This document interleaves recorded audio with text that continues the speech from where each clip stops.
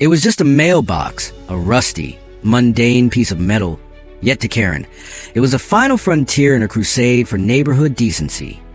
She didn't know that by sticking that heinous little note onto my property, she was signing her own eviction papers, a legal, non-violent execution of her tenure in the community. She thought she was a sheriff, but she never realized I was a judge. The suburban haven of Meadow Creek was a picture-perfect postcard of order, where lawns were perpetually manicured. Fences were uniformly white, and American flags flew at a precise 45-degree angle mandated by the Homeowners Association, HOA. To newcomers, it was a vacuum-sealed American dream. To me, Jake, it was a sound, profitable real estate investment. I didn't reside in the home I owned here. I lived miles away, safe from the HOA scrutiny, but I was a legal owner of 2 properties within this community. 2038 Elm Street, a 3-bedroom house currently leased out to a quiet family, and 2042 Elm Street, a 4-bedroom unit I acquired through a bank foreclosure, which I use as my private office and creative space. In my complex property dealings, I often operated anonymously, utilizing separate limited liability companies, LLCs, to shield my true identity as the owner. This was a common and smart asset protection strategy, a necessary curtain in the competitive real estate world. My 2038 Elm Street property was held under one entity, rented by amiable tenants who never caused a ripple. My creative lair at 2042 Elm Street was registered under Elm Creek Holdings LLC. The trouble began not with my tenants, but with the property I occupied myself. I drove up to 2042 Elm Street on a peaceful Tuesday morning, armed with my laptop and a focused mind ready for a productive workday. As I turned onto the driveway, a blinding, aggressive flash of yellow assaulted my vision, standing out grotesquely against the perfect green of the lawn and the stately white of the mailbox. It was a neon yellow sticky note, conspicuously plastered dead center onto the mailbox flag. Though I couldn't read the content from that distance, I knew instantly what it was. It smelled of Karen. Karen is a concept, a social phenomenon, but in Meadow Creek, she had a name, Brenda Henderson. Brenda lived in the adjacent house, 2036 Elm Street, and was the head of community operations for the HOA, or, as she grandly titled herself, the guardian of the neighborhood's civilized standards. Brenda was a perfect Karen archetype, a severe, sharp blonde bob haircut, perpetually judging cat-eye glasses, and an unwavering conviction that the entire world was trying to sabotage her vision of a perfect, sterile neighborhood. I stepped out of my car and peeled off the offensive yellow square. The handwriting was large, aggressive, and entirely in capital letters, radiating pure indignation. Immediate violation notice. Unmaintained mailbox. Violation of Article 4, Section B, Subsection 3 of the Community Charter. Scratches and rust are detracting from community aesthetics. 48 hours to remedy or incur fines and facilitate legal action. Legal action includes, but is not limited to, foreclosure or eviction. This is your final warning. Brenda Henderson, HOA Executive Board. I let out a dry, weary laugh. Eviction? She was threatening to evict the legal owner of the property over a scratch on a mailbox? This was a ludicrous overreach, a classic example of HOA power trip delusion.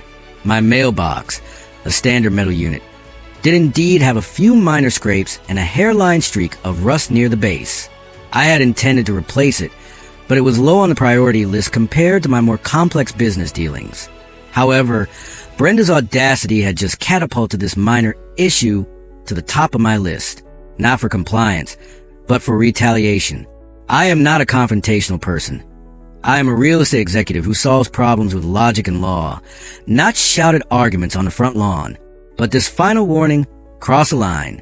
It wasn't about the mailbox. It was about Brenda's persistent belief that she had the right to control the lives and assets of others. And now, she had targeted me. I went inside, not for paint or a scrub brush. I opened my laptop. I had 48 hours to remedy. And remedy I would, but not in the way she expected.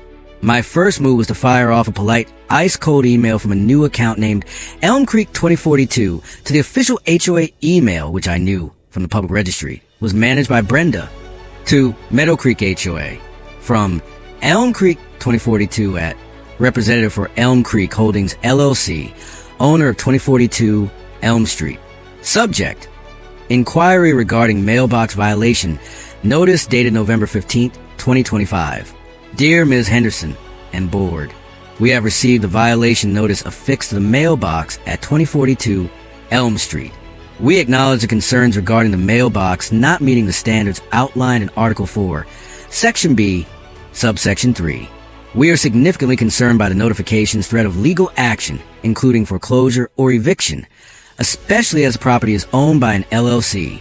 To enable us to work with our legal counsel to assess the potential legal risks of such actions against a rightful property owner, we formally request a full and complete copy of the community covenants, conditions, and restrictions CC&Rs, along with a list of all current HOA board members and the minutes from the most recent board meeting where the decision to levy such severe legal action was passed.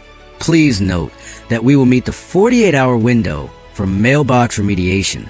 Thank you for your prompt cooperation.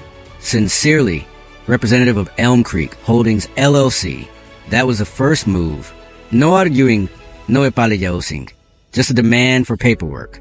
In the HOA world, demanding official documents like the CC&Rs and meeting minutes is the best legal stiletto.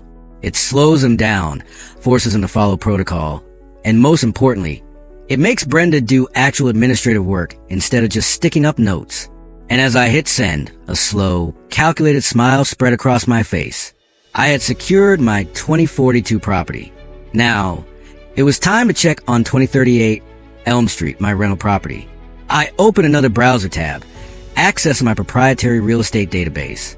I typed in the address of the house Brenda Henderson occupied, 2036 Elm Street. It was a deal I had structured 3 years prior, a complex leaseback arrangement to help Brenda solve some private financial issues without having to physically move, a beneficial agreement. So I thought, I looked at the name of the current owner of 2036 Elm Street, Jake Sullivan, on behalf of Sapphire Ventures LLC. I closed the laptop and leaned back in my chair, savoring the moment. A mailbox? Evict? Brenda Henderson was not just my neighbor. She was my tenant. The house she was threatening to foreclose on was just my office. The house she lived in, the one that gave her the standing to be the head of community operations, was a house I owned and leased to her. I rested my head against the back of the chair, feeling the power fantasy crystallize. She thought she was a sheriff? She thought she had the power to evict? She had no idea that I was her landlord, and now, her 48 hours were counting down. No new mailbox needed. A legal notice was. The game was on. I had the CC&Rs coming, my tenant's information, and most importantly, I had a bulletproof lease agreement.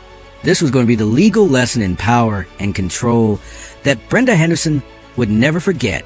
The power fantasy twist. Brenda thought her tacky yellow sticky note was a badge of office, a decree from her self-appointed throne. She had initiated a war over a speck of rust, foolishly believing she held the keys to eviction. What she didn't realize was that Jake, was not just the owner of the mailbox she defiled, but the signature on a lease that currently dictated her own residency. The game had truly begun, and my weapon was not violence or confrontation, but the cold, hard print of legal documentation. The CC&Rs and her rental agreement. The initial surge of adrenaline subsided, leaving behind the focused, tactical clarity of a seasoned real estate investor. My immediate 48-hour compliance window for the mailbox was utterly secondary.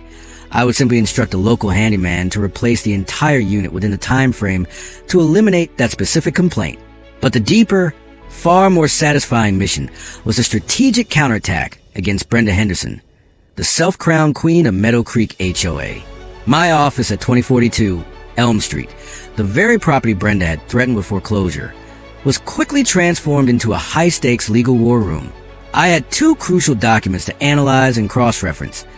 The Meadow Creek Community Covenants, Conditions and Restrictions, CC&Rs, which Brenda was enforcing with near religious zeal, and a lease agreement for her 2036 Elm Street, the house where Brenda currently resided, signed by her and my LLC, Sapphire Ventures. Brenda's email reply to my LLC's polite, process-oriented request for documents arrived predictably fast, dripping with her barely concealed administrative arrogance. She had attached a full, dense, 150-page CC&R document, along with a heavily redacted and largely useless version of the latest board meeting minutes. Brenda Henderson, HOA admin, to Elm Creek 2042 at Elm Creek Holdings LLC. As requested, the full CC&Rs are attached. We advise you review them thoroughly. The rules are clear. The The board acts decisively to protect property values. The threat of legal action is standard procedure for unresponsive owners. We trust this clarifies the seriousness of the violation. We look forward to your prompt and complete compliance. The bold, italicized emphasis on prompt and complete was pure, undiluted Brenda, a passive-aggressive bureaucratic jab. But her hubris was my greatest asset. She hadn't even paused to consider who was asking. She was so blinded by her procedural power that she treated every anonymous LLC the same, as an easily bullied violator to be dictated to. I began the deep dive. The CC&Rs were a classic labyrinth of bureaucratic minutiae, rules governing the specific shade of acceptable white paint, the permissible height of hedges, the types of garden gnomes allowed, explicitly zero. My objective wasn't just to find a minor infraction she might have committed. It was to find a systemic, foundational violation she committed by holding her office while simultaneously being a renter with no equity stake. I spent the next 4 hours with 2 screens running simultaneously. Screen 1, the CC&Rs. I performed targeted keyword searches: rental, leasing, board eligibility, owner-occupant, board member qualification. Screen 2, Brenda's lease. I meticulously scoured her rental contract for clauses relating to HOA membership and conduct. The CC&R search results were an instant jackpot. Article 3. Section 1 was crystal clear. All board members must be owners of record and primary residence of their respective units within the Meadow Creek community for a minimum of 24 continuous months immediately prior to and throughout their term of service. Brenda was an owner of record. Technically, Sapphire Ventures LLC was, but her status as an owner-occupant was legally tenuous given the nature of the leaseback agreement.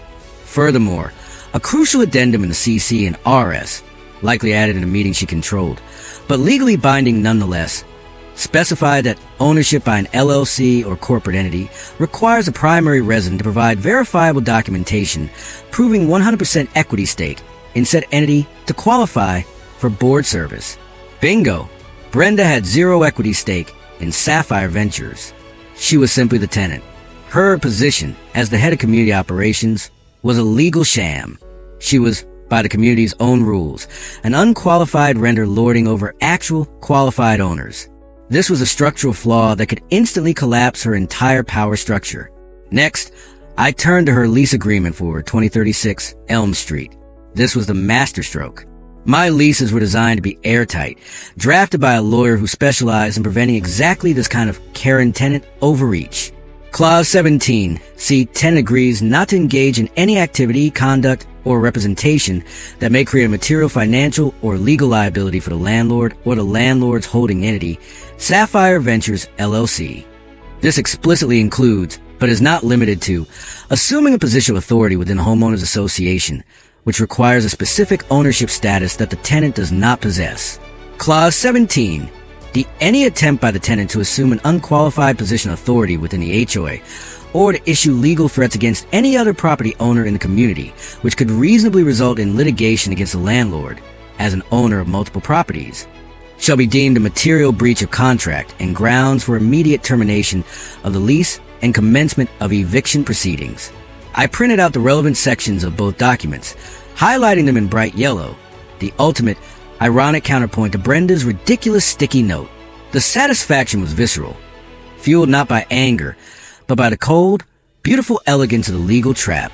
Brenda had used her unqualified office to threaten my property, and in doing so, she created a material legal liability for her landlord, me, through Sapphire Ventures LLC, thereby violating her own lease.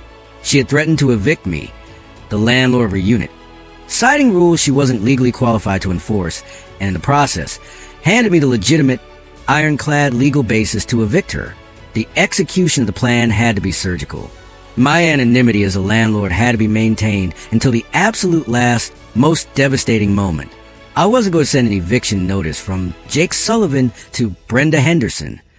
I would send it from Sapphire Ventures LLC to Brenda Henderson, and concurrently, I would send a formal notice of disqualification to the HOA board from Elm Creek Holdings LLC. 2 separate LLCs, 2 separate legal attacks, 1 unified, satisfying goal: the swift legal and public dismantling of the Queen Karen's kingdom. I immediately called my attorney, the one who handled my LLCs, "We have a tenant, Brenda Henderson at 2036 Elm Street." I said, my voice measured and calm.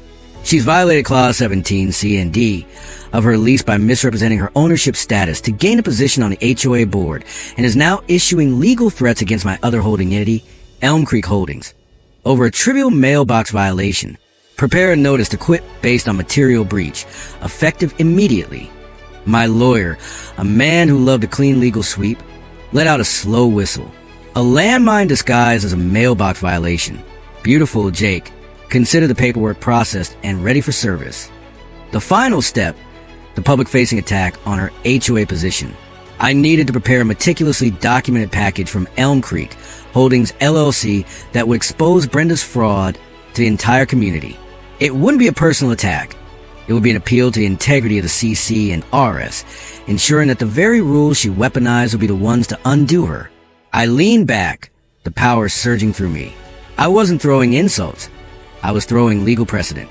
I wasn't yelling. I was serving notice. The mailbox was just a spark. The real issue was that Brenda Henderson was about to learn a very expensive, very legal lesson in legitimate authority. She didn't know I was the landlord of her unit, but she was about to find out exactly what that meant. The takedown narrative. She received her eviction notice moments before the HOA board received her disqualification notice. It was a 1-2 punch delivered by two seemingly different adversaries, and Brenda, in all her arrogance, never saw them coming, like a blinded Karen walking straight into the perfectly set legal trap. 48 hours passed in tense silence. It was a silence punctuated only by my focused keyboard strokes and the hum of my printer. Outside, I had already instructed a service to replace the old, rusted mailbox at 2042 Elm Street with a sleek, brand new black one. Brenda would have no further ground to complain about the original violation, but this minor compliance was merely the camouflage for the dual legal assault that was about to be launched.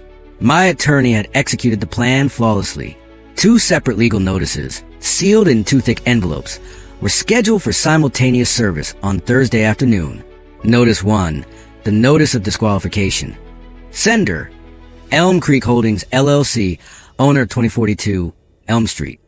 Recipient, the Meadow Creek HOA Board Directors. Content, a demand for the immediate removal of Brenda Henderson from her head of community operations position for violating Article 3. Section 1 of the CC&Rs, the requirement for 100% equity stake owner-occupant status. The notice included public records demonstrating that the ownership of 2036 Elm Street belonged to a separate LLC and that Brenda was merely the tenant. This was an internal HOA matter, a scandal of procedural integrity. Notice 2, the notice to quit. Sender, Sapphire Ventures LLC, the landlord of 2036 Elm Street. Recipient, Brenda Henderson, the tenant. Content, a formal eviction notice due to material breach of contract, specifically Clause 17D, citing the tenant's action of creating legal liability for the landlord by assuming an unqualified HOA position and issuing legal threats against the landlord's other property, 2042 Elm Street. Around 4 p.m., the process server, a calm man in a neat suit, arrived in Meadow Creek. He parked his car down the street from Brenda's house, maintaining an inconspicuous profile, then proceeded with his task. The first blow landed on Brenda at her home, 2036 Elm Street. Brenda had been meticulously inspecting the shiny new mailbox at my 2042 Elm Street property, notepad and camera in hand, ready to scrutinize for any new minute infraction. As she returned to her own house, she found the thick, deep blue envelope, emblazoned with law firm's logo, in the hand of the server. Brenda, accustomed to receiving legal papers in her capacity as an executive board member, assumed it was another cranky HOA complaint. She snatched the envelope with her usual scowl, preparing to lecture the man on proper procedural channels.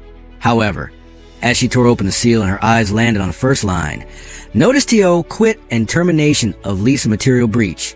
Her expression instantly fractured. Her sharp, pointed chin dropped. Her eyes, usually narrowed in judgment, widened in pure, unadulterated shock. Eviction notice. Her house. A material breach. The company name, Sapphire Ventures LLC.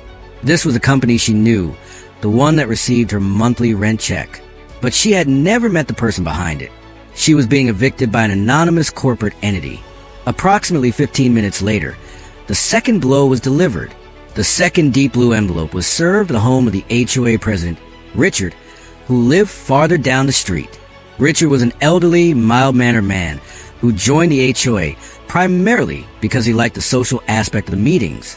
When he received a notice of disqualification from Elm Creek Holdings LLC, he was utterly bewildered.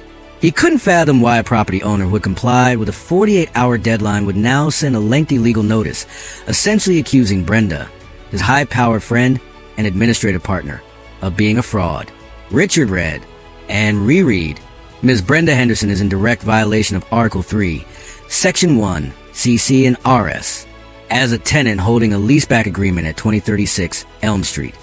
She cannot prove 100% equity stake in the owning LLC and is therefore ineligible to hold a board position. Her actions, including threatening foreclosure against another property owner, namely us, have created significant legal liability for the HOA community, violating core governance principles. Richard rubbed his temples. Brenda ineligible? She'd been the head of operations for 3 years. If this was true, every decision she had pushed through, from the paint colors of ban on gnomes, was potentially null and void. Meanwhile, back at 2036 Elm Street, Brenda's shock had boiled over into a ferocious, sputtering rage. She repeatedly called the number listed on the eviction notice, only to reach a paralegal. She screamed about a horrible mix-up and an administrative error, but the paralegal robotically repeated that the tenant is a material breach of contract by creating legal liability for the landlord, and the notice to quit will be executed according to state law. Desperate, Brenda immediately called Richard, the HOA president, for backup. Richard, you have to do something. This insane LLC, Sapphire Ventures, they're trying to evict me. It's completely illegal. You have to use the HOA's power to stop them. Richard, who had just put down the disqualification notice, replied, his voice shaking with procedural anxiety. Brenda, I just got a notice from Elm Creek Holdings, the Mailbox LLC. They're claiming you're ineligible to be on the board. They say you're a renter. Is that true, Brenda? The moment of silence on the other end was deafening. Brenda realized the trap. It wasn't just the Mailbox. It wasn't just the eviction.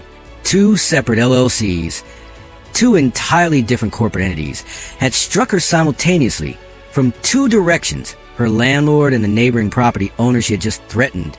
Her confusion melted into a furious snarl. She realized her enemy was not a petty, easily intimidated neighbor, but an anonymous business operator who had investigated her, found her legal weakness, and was using her own beloved rules to bring her down. Don't listen to them, Richard. It's a personal attack. Elm Creek Holdings is retaliating for the Mailbox. You must call an emergency meeting to condemn them and use the HOA's power to sue Sapphire Ventures. Brenda shrieked, her voice reaching peak Karen frequency. Richard could only gulp. Brenda, I'm afraid I can't. This notice cites the CC and RS. If you're ineligible, you can't direct me to do anything. We need a public meeting to resolve this immediately. The chaos had begun. Brenda had lost her HOA shield. She was now just an evicted tenant, fighting two LLCs, completely unaware that behind both of them stood one man, Jake Sullivan, the very person she had insulted over a speck of rust. The stage was set. It was time for the reveal. The cliffhanger resolution. Brenda walked into the HOA meeting believing she was walking into her court, a place where her authority was absolute. Instead, she was walking into a firing squad composed entirely of legal paperwork. She expected a petty neighbor. What she got was her landlord, her judge, and the execution of her HOA reign, all rolled into one impeccably dressed man holding two separate, devastating legal folders. The emergency HOA meeting was called for 7 p.m. that Friday in the cramped, beige-walled community clubhouse. News of the dual legal notices, the notice of disqualification served the board, and the notice to quit served to Brenda, had spread through Meadow Creek like wildfire, mutating into various rumors about tax fraud, secret tenants, and mailbox espionage. The room was packed, buzzing with feverish curiosity, rarely seen outside of a town council debate about tax hikes. Richard, the elderly HOA president, looked utterly overwhelmed, fiddling nervously with a stack of papers. The two other board members, Carol and Stan, sat beside him, their expressions a mix of confusion and fear that their own procedural missteps might surface. Brenda Henderson swept into the room, precisely 5 minutes late. A theatrical entrance designed to convey authority despite the chaos. She wore a severe black power suit and her usual aura of righteous indignation, carrying a briefcase overflowing with papers. She tried to seize control immediately. "This is ridiculous." Brenda's voice sliced through the murmuring crowd. "This emergency is a baseless attack orchestrated by a hostile corporate entity. This Elm Creek Holdings LLC is retaliating for the mailbox violation, attempting to destabilize our community by making false claims. Richard, you must allow me to present the facts and dismiss this so-called disqualification immediately." Richard, however, had spent the day reading the CC&Rs and consulting a quick reference legal guide. He was terrified of being sued by either LLC. "Brenda, please. We must follow procedure.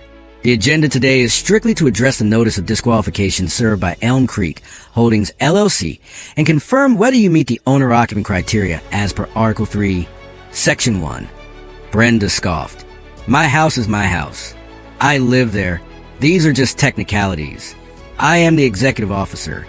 Just then, the door at the back of Clubhouse opened, and a man walked in. He was professionally dressed, not in a cheap suit, but in high-quality business attire that spoke of quiet wealth and competence. He held 2 slim, identical leather folders. This was Jake. Jake walked calmly to the front of the room, ignoring Brenda's glare. He approached Richard. "Excuse me, Mr. President," Jake said, his voice measured and authoritative, cutting through the residual noise. "I am Jake Sullivan, the primary manager and representative for Elm Creek Holdings LLC, owner of 2042 Elm Street. I believe I am required to be present to substantiate the formal notice of disqualification." A collective gasp swept through the room. The petty mailbox violator was here, and he was clearly not petty. Brenda stared, her eyes narrowing in recognition, connecting the face to the address she had just threatened. "You!" Brenda spat, pointing a manicured finger at Jake. "You're trying to ruin me over a little rust. This is harassment. Richard, have him removed." Jake didn't even look at her. He placed one of the leather folders on the table in front of Richard. "Mr. President, with respect, Ms. Henderson's statements are irrelevant to the procedural matter at hand. The question is her eligibility. I present to the board Exhibit A, the official property records from the county assessor's office, showing the legal owner of 2036 Elm Street is Sapphire Ventures LLC, and Exhibit B, the official CC&Rs, which require the serving board member to have 100% equity stake in that LLC. Ms. Henderson has 0. She is a tenant, not an owner-occupant." Richard nervously reviewed the documents. The county records were undeniable. Brenda was exposed. "Brenda," Richard stammered, looking horrified. "The documents confirm you are not the owner of record with the required equity stake. According to the CC&Rs, your position is immediately void."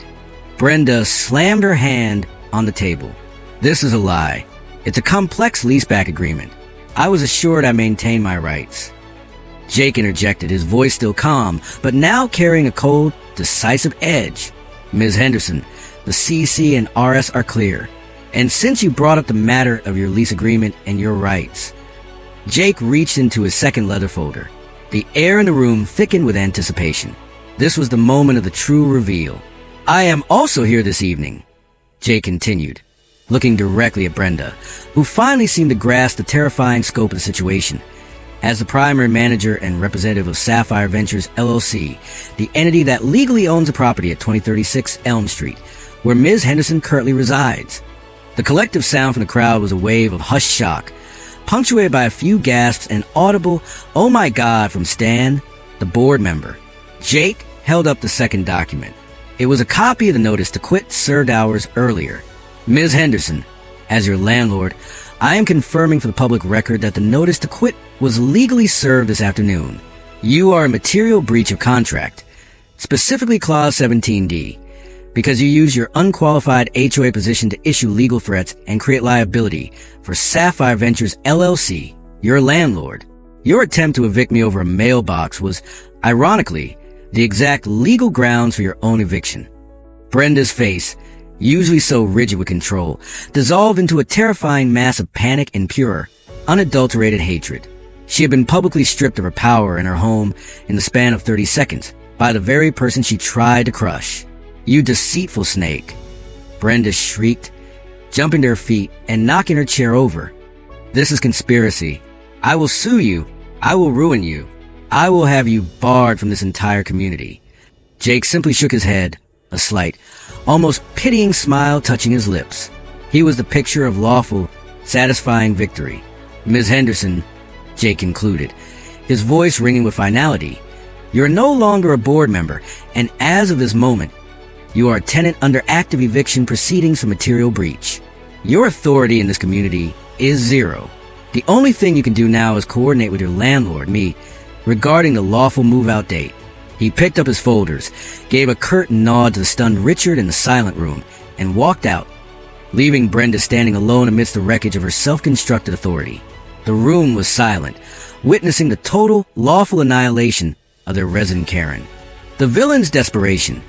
Stripped of her official title and facing homelessness, Brenda's strategy shifted from bureaucratic tyranny to legal desperation and social manipulation. She believed she could weaponize public opinion and find a loophole in the lease. What she failed to grasp was that Jake, her landlord, had already anticipated every move.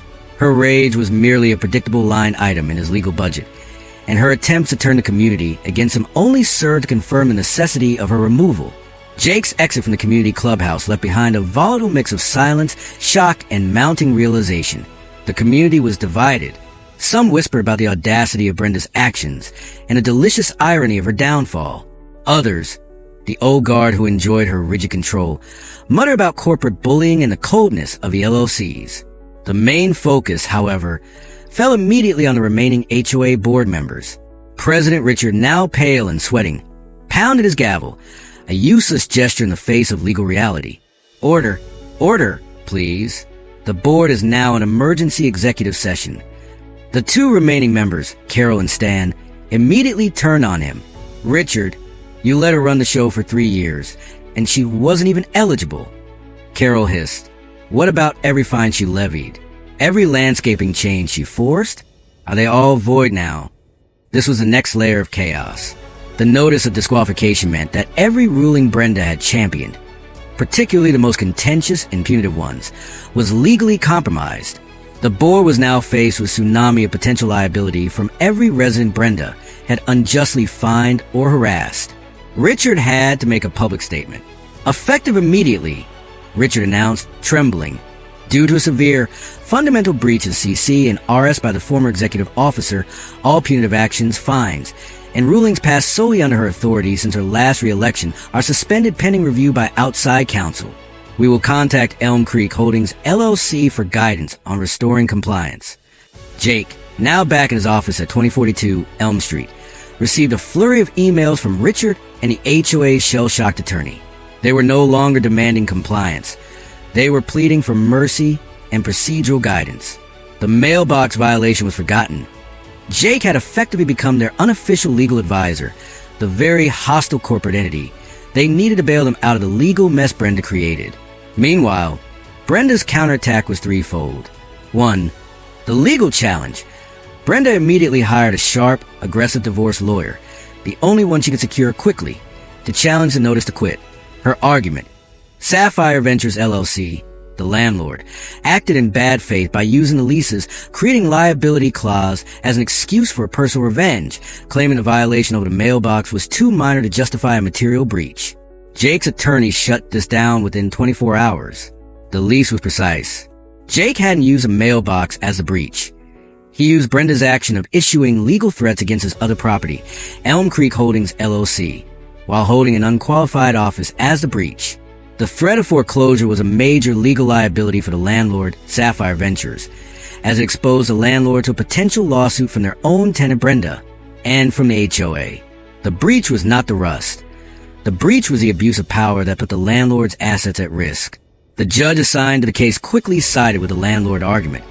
The lease was clear, and Brenda's actions as an unqualified HOA official issuing serious legal threats constituted a material breach under the terms she herself signed. The eviction proceeding moved forward. 2. The social smear campaign. Brenda took to the community Facebook group, dropping all pretense of civility. She launched a venomous attack on Jake Sullivan, the shadowy, wealthy corporate bully who was attempting a hostile takeover of Meadow Creek. She painted herself as a victim, the true defender of the community being targeted for her courage. This man lives miles away and hides behind LLCs. He bought my house for pennies and now wants to toss me onto the street because I asked him to maintain his property. He is the true cancer of this community. Rise up against this corporate tyrant. The tactic failed spectacularly. The community had just witnessed Jake, calm and prepared, expose her fundamental lie about her ownership. Moreover, those who had suffered under Brenda's draconian fines for things like leaving trash cans out too early or having slightly overgrown rose bushes suddenly realized they might get their money back. They saw Brenda's outrage not as courage, but as a confirmation of her entitled, controlling nature. A poll quickly appeared in the group. Should the board reinstate all fines levied by the former officer? The no response was overwhelmingly high. 3. The emotional appeal. In a final, desperate move, Brenda tried to appeal directly to Jake. She showed up at 2042 Elm Street unannounced, abandoning the formalities of a disgruntled tenant. "Jake, please," she pleaded, dropping the power suit facade and looking momentarily vulnerable. "I made a mistake with the mailbox. I was stressed. But please, don't do this. My whole life is here. I helped you with the lease back, remember? I need this house." Jake met her at the door, his expression unreadable. He did not invite her in. "Brenda," Jake said quietly, his voice devoid of anger, "I didn't evict you over a mailbox. I evicted you because you violated the contract we both signed when you threatened my business assets. You abused the power of an office you were legally unqualified to hold. You created a risk for my company, and now my company is mitigating that risk. This isn't personal, it's business, and it's legal. You have 2 weeks left to vacate the premises." He closed the door gently but firmly. The conversation was over. The satisfaction was complete. Justice delivered not with a shout, but with a signed legal document. Brenda was left standing alone on the pristine sidewalk, the weight of the law and her own poor choices bearing down on her. The immediate fallout was clear. Brenda Henderson was officially removed from the HOA board. Her rulings were invalidated, and her eviction was proceeding legally and rapidly. The fulfillment of justice. The final act of Brenda's removal was not loud. It was silent, procedural, and humiliatingly swift.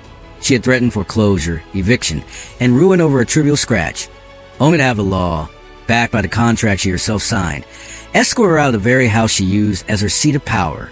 The community didn't get a spectacle. They got something far more satisfying. The silent, overwhelming victory of procedure over prejudice. The landlord was restoring order. The 2-week window granted for Brenda Henderson's lawful move-out was a period of eerie calm in Meadow Creek.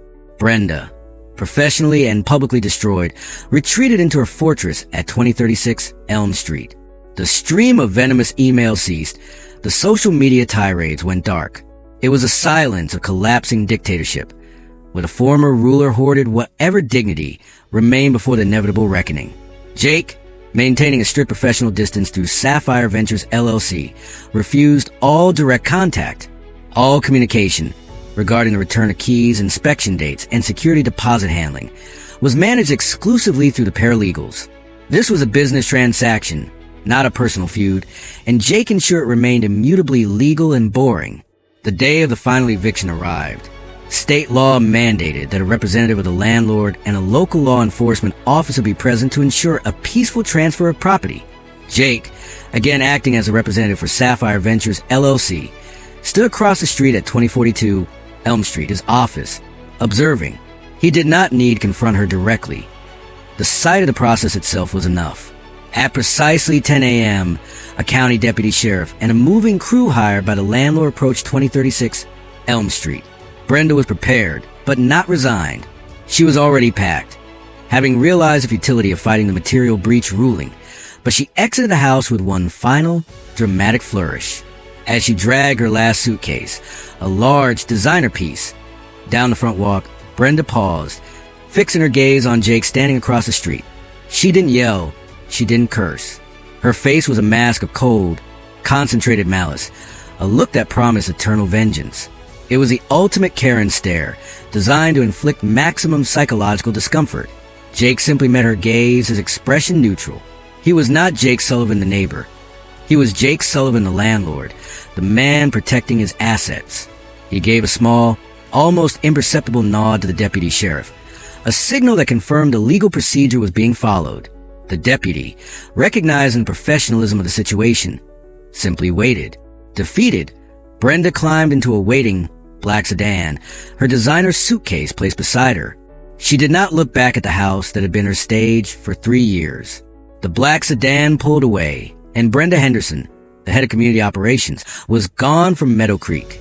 The house she had tried to use as a weapon against her own landlord was now legally, physically vacant.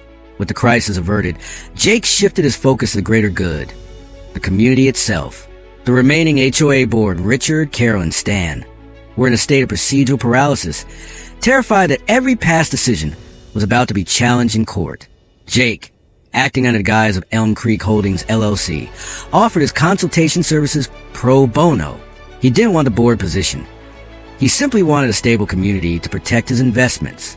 Gentlemen, Ms. Carroll, Jake addressed the board members in a subsequent meeting, his tone pragmatic.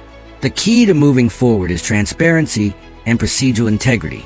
You need to formally vote to invalidate all punitive fines that Brenda pushed through during her ineligible tenure.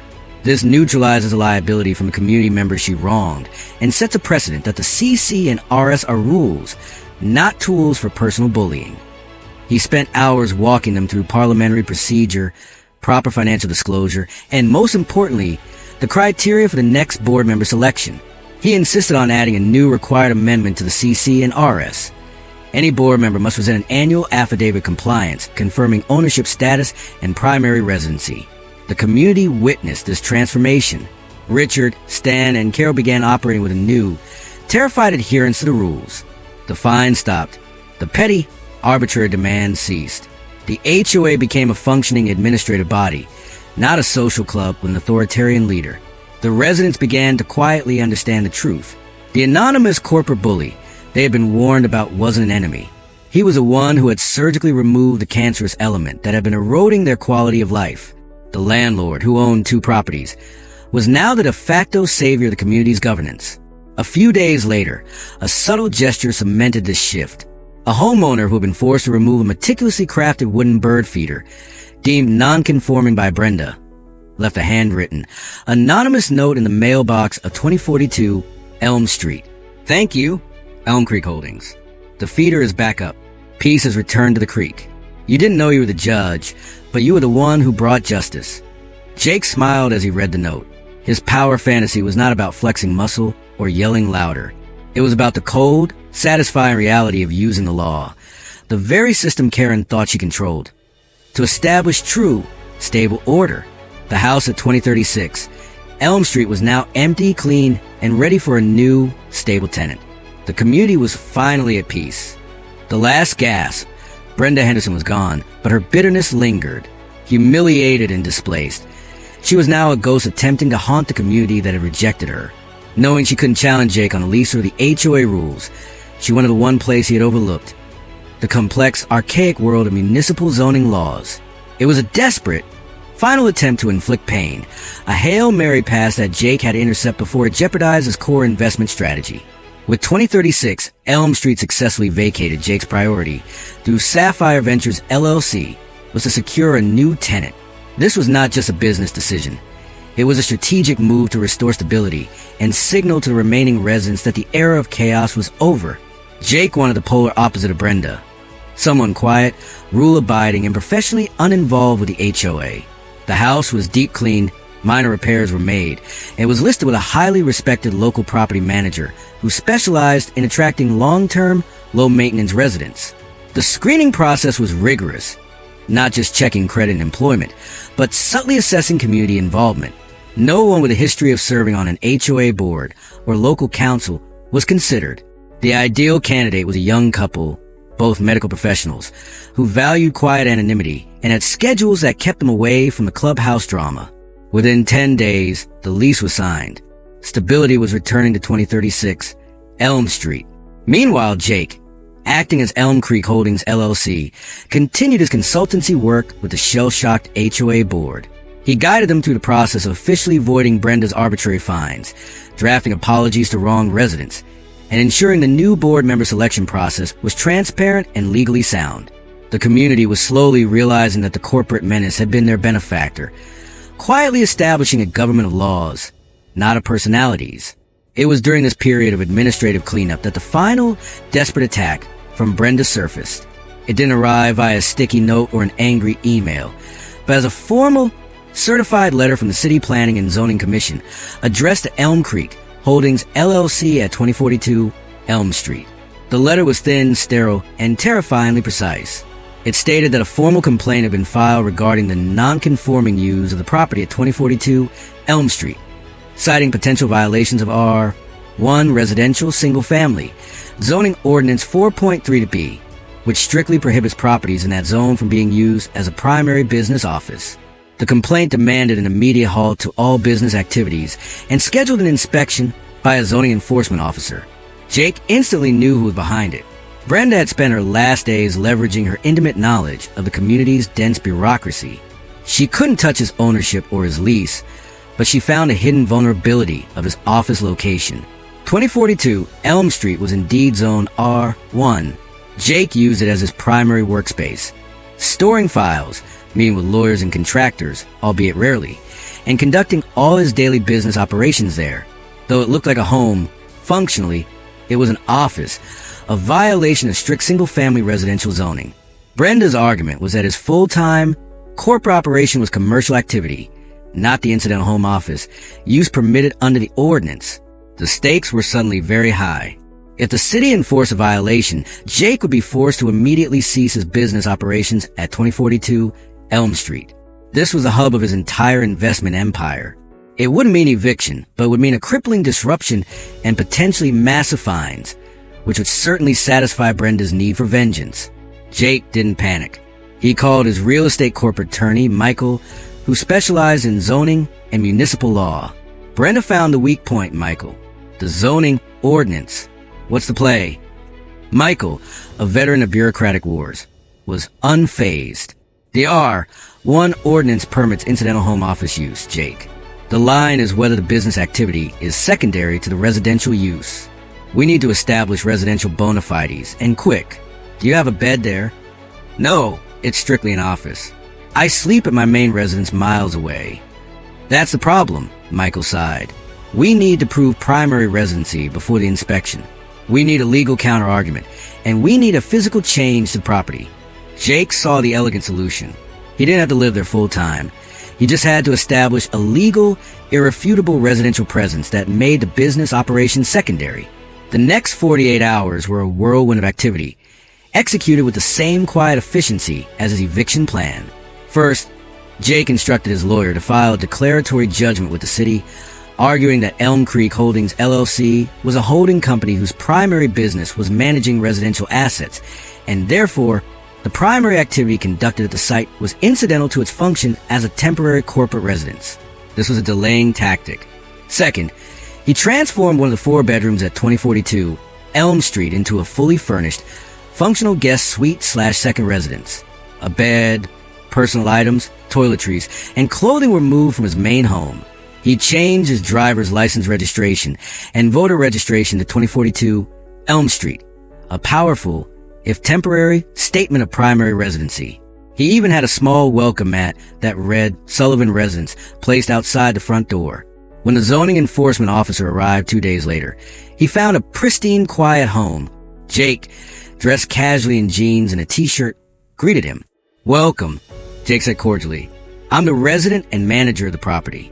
I understand there's a complaint about my business office." The officer toured the house. He saw the office, a desk with a laptop and files in one room. But he also saw the fully stocked kitchen, the living room with a TV, and a professionally set up guest suite/residence. Jake's new voter registration slip was conveniently on the kitchen counter. "Mr. Sullivan," the officer concluded, "while you clearly conduct business here, the property is clearly set up and registered as a primary residence. Your business use appears to be incidental to your residential use, falling within the permitted guidelines for a home office. This complaint is dismissed as unfounded. Brenda's final malicious attempt at retaliation was not only thwarted but resulted in Jake legally fortifying his position, ensuring his office was now compliant and legally unassailable. The final loose end was tied. Brenda was out, the HOA was fixed, the new tenant was moving in, and Jake's office was legally protected. The new status quo. Brenda's final, desperate attack failed not because of luck, but because Jake operated with complete understanding of the law. Both the HOA's punitive rules and the city's complex zoning codes. The community, once suffocated by arbitrary tyranny, now breathed easily under the simple, immutable shield of procedure. Jake had not sought power, but by forcing lawful stability, he had inadvertently become the quiet, respected anchor of Meadow Creek, the man who proved that intelligence and contracts always trumped chaos and sticky notes. With the zoning commission's dismissal of the complaint, Brenda's final weapon was rendered useless. Her last act of malice had only served to harden Jake's legal position. She had failed to wound him, and had only accelerated the community's appreciation for the man who brought the drama to a swift, decisive end. The restoration of Meadow Creek was subtle, marked not by grand gestures, but by the absence of strife. The silence was the sound of peace. Residents were no longer peering over their hedges, fearful of a yellow sticky note appearing on their fence post for a fraction of an inch of untrimmed grass. The atmosphere shifted from one of anxiety and enforced conformity to one of comfortable, predictable order. The successful transition was symbolized by the arrival of the new tenants at 2036 Elm Street. Dr. Anya Sharma and Mr. Liam Chun, the medical professionals, move in on a sunny Saturday morning. They were quiet, polite, and completely indifferent to the community's past HOA drama. They exchanged a brief, cordial wave with Jake, now firmly established as a resident of 2042 Elm Street. Their presence was a physical manifestation of the new status quo, calm, professional, and rule-abiding, the antithesis of Brenda. The local HOA board, led by the perpetually nervous but now diligently procedural Richard, found themselves increasingly reliant on Jake's pragmatic counsel. They had attempted to hire an expensive outside consultant to help rewrite their policies, but the consultant charged astronomical rates and offered generic advice. Jake, through Elm Creek Holdings LLC, offered targeted, specific guidance, pro bono, that immediately fixed their procedural liabilities.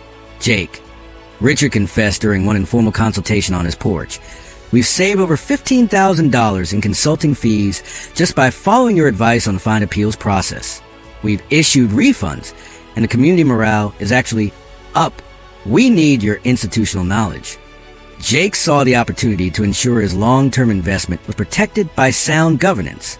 He didn't want the title, but he accepted the influence. "Richard, my interest is simple, stable property values. To achieve that, the CC&Rs must be enforced uniformly, without personal bias. Ensure that the new board members chosen next month sign the affidavit compliance I drafted, confirming their eligibility. And always document every decision." Jake's measured, logical approach earned him a new, unexpected kind of respect. He wasn't a celebrity. He was an anchor. When a difficult issue arose, such as a developer wanting to change a boundary line or a resident attempting to install an unauthorized solar panel, the other residents no longer looked to the defunct HOA board first. They looked to Jake. A few neighbors, who had initially been skeptical of the corporate bully, started approaching him directly. Mrs. Peterson, whose prize-winning rose bushes had been threatened by Brenda for being too wild, thanked him tearfully for the refund check she received after a fine was nullified. Mr. Davis, who ran a small graphic design business out of his home, quietly asked Jake for the legal precedent he used to defend the incidental home office zoning, ensuring his own work was protected. Jake realized his reputation had undergone a full transformation. He had entered the community as a low-priority violator over a mailbox and exited the conflict as the unacknowledged arbiter of justice. His ability to use the system against a systemic abuser had granted him the ultimate power fantasy, respect without seeking authority. He spent an afternoon meticulously shredding the dozens of papers related to Brenda's eviction and the failed zoning complaint.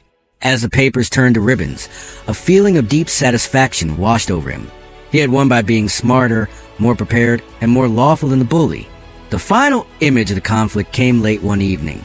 Jake was working at his desk at 2042 Elm Street. He glanced out the window and saw a faint light on at 2036 Elm Street. Dr. Sharma, the new tenant, was likely studying. The house was calm, quiet, and contributing positively to the community. Jake closed his laptop. The mailbox, shiny and new, sat perfectly at the end of his driveway. It was no longer a symbol of conflict, but a symbol of the rule of law. The HOA was safe, his investment was secure, and the lesson was absolute. When you threaten the landlord, you threaten the roof over your own head. The final accountability. With Brenda gone and her chaos neutralized, Meadow Creek held its first truly fair and legal HOA election in years. Jake, having restored order, strategically receded into the background, ensuring his influence remained structural rather than visible.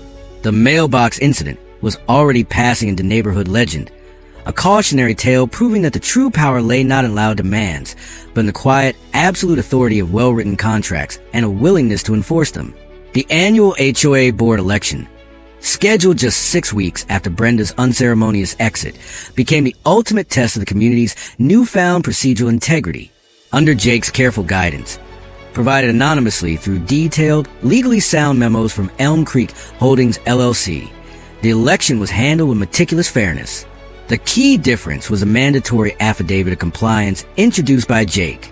Every candidate was required to sign the affidavit, certifying they were indeed a primary resident with a 100% equity stake in the owning entity, or they were instantly disqualified. The board, terrified of another legal scandal, enforced this rule with near military discipline. The outcome was a resounding success for stability. Richard, relieved that his own procedural mistakes had not cost him his position, was re-elected, but his power was deliberately curtailed. 2 new members, both level-headed, career professionals, a retired accountant and an IT manager, were elected. These new board members valued efficiency and transparency over social control. The HOA was transitioning from a petty tyranny to a pragmatic corporate body, focused solely on maintaining property values in common areas. Jake observed the election proceedings from afar, watching the results posted online. He had no desire for a public role. His power was most effective when it was invisible, structural, and focused on protecting his investments. The stability of Meadow Creek was now self-sustaining. His work was done. In the weeks following the election, Jake quietly began winding down the consultancy relationship. He sent a final, comprehensive memo to the new board outlining remaining liability risks and suggesting resources for ongoing legal review. He made it clear that Elm Creek Holdings LLC would maintain strict compliance with the CC&Rs, but would no longer offer guidance unless specifically requested on a major community-wide issue. The physical presence of the new, reformed HOA was immediately felt. The arbitrary fines were officially and permanently voided. The new board voted to amend several of the most restrictive rules that Brenda had pushed through, including relaxing the aggressive landscaping standards and slightly easing restrictions on home improvements. The atmosphere of fear that had pervaded the community for years lifted, replaced by a sense of reasonable self-governance. The story of the mailbox incident did not die. It evolved into local legend. Children were told the story of the Karen who was evicted by the mailbox, a tale whispered on bike paths and at neighborhood barbecues. The narrative solidified into a crucial cautionary tale. Don't mess with the rules you don't fully understand, and certainly don't use them to threaten someone with deeper legal knowledge. The irony was not lost on the community. Brenda's actions, intended to assert absolute authority, ultimately led to the community becoming less controlled and more free. Her removal catalyzed the necessary legal and procedural cleanup that residents had been too fearful to demand. Jake, despite his deliberate low profile, was still regarded as a silent architect of this peace. He noticed a shift in social interaction. Neighbors who had previously avoided eye contact now offered genuine, respectful nods. Contractors working on 2042 Elm Street reported that the new HOA board had been surprisingly helpful and efficient with permit approvals. Dr. Sharma and Mr. Chun, the new tenants at 2036 Elm Street, kept the property immaculate, reinforcing the stability that Jake had fought to secure. The mailbox at 2042 Elm Street, shiny and black, stood as a monument to the conflict. It was no longer just a piece of metal. It was a symbol of the immense, hidden power of property ownership and legal contracts. Jake realized the true depth of his power fantasy fulfillment. It wasn't just about winning a fight. It was about teaching a fundamental lesson in legitimate authority. Brenda sought power through coercion and fear. Jake exercised power through legality and irrefutable contracts. He didn't use violence, he used process. He didn't need a crown. He needed an LLC and a good lawyer. His personal mission was complete. Meadow Creek was now the stable, investment-grade community he always intended it to be. He could now retreat fully to his main residence, comfortable in the knowledge that his investment and the entire community was protected by the solid, unmoving framework of the law he had personally installed. The era of the arbitrary Karen was over. The final reflection: years passed. The mailbox incident faded from daily conversation, but remained a cornerstone of community lore. Brenda's attempt to weaponize the system for petty control had resulted in a complete structural overhaul, proving that the greatest power fantasy is not found in aggression, but in the quiet, absolute authority of legal and financial dominance. Jake, the landlord, had restored order, ensuring that the only rule that mattered was the one he valued most: stability. 2 years later, Meadow Creek was thriving. The housing prices had steadily increased, directly correlated with the stability and predictability of the reformed HOA board. The new board, still led by a meticulously cautious Richard and the highly efficient new members, had fully embraced Jake's principles of transparency and procedural adherence. They operated like a small, highly effective corporation, focused strictly on asset management and community benefit, rather than personal vendettas. The very idea of an arbitrary fine or a dramatic public confrontation had become unthinkable. Jake, having retreated to his primary residence miles away, continued to use 2042 Elm Street as his corporate office. The property was now legally ironclad, protected by the zoning clarification he had forced. His use of the space was seamless and professional, a testament to his successful navigation of the system. The tenants at 2036 Elm Street, Dr. Sharma and Mr. Chun, were exemplary, paying rent promptly, maintaining the property flawlessly, and engaging with the HOA only to pay their dues. They were the perfect tenants, a direct and satisfying counterpoint to the chaos Brenda had represented.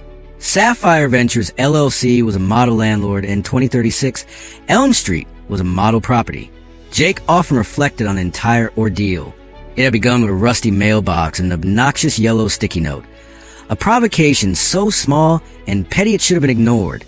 But the confrontation had provided him with an unexpected opportunity to enact the perfect power fantasy: the total lawful defeat of an arbitrary tyrant. The real lesson wasn't about the mailbox. It was about the hidden architecture control. Brenda thought her HOA title gave her power. She confused an administrative role with absolute authority. Jake understood that genuine power lay in ownership capital and the mastery of legal contracts.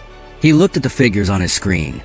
The appreciation rates, the stable rental income, the low turnover. His investment in Meadow Creek, both financial and legal, had paid off handsomely.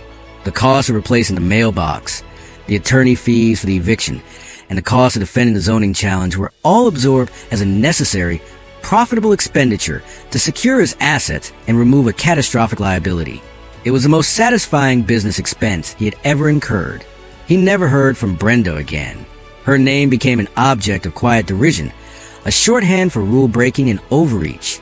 She was a cautionary tale used to train new board members and warn aspiring community busybodies. Her final fate, according to a few lingering rumors that reached Jake, involved her moving into a far less restrictive condo community where, ironically, she was now the one complaining about noisy neighbors and lax rules, unable to find the structural soapbox she craved. The greatest satisfaction for Jake was the systemic change he triggered. He didn't just remove a single bully. He corrected the procedural flaws that allowed her to thrive. Meadow Creek was now governed by its own laws, effectively and fairly. He was a quiet revolutionary who restored democracy by enforcing the charter. He picked up a small framed photo that sat on his desk, a zoomed-in, high-resolution image of Brenda Henderson's initial neon yellow sticky note, with the aggressive, all-caps threats.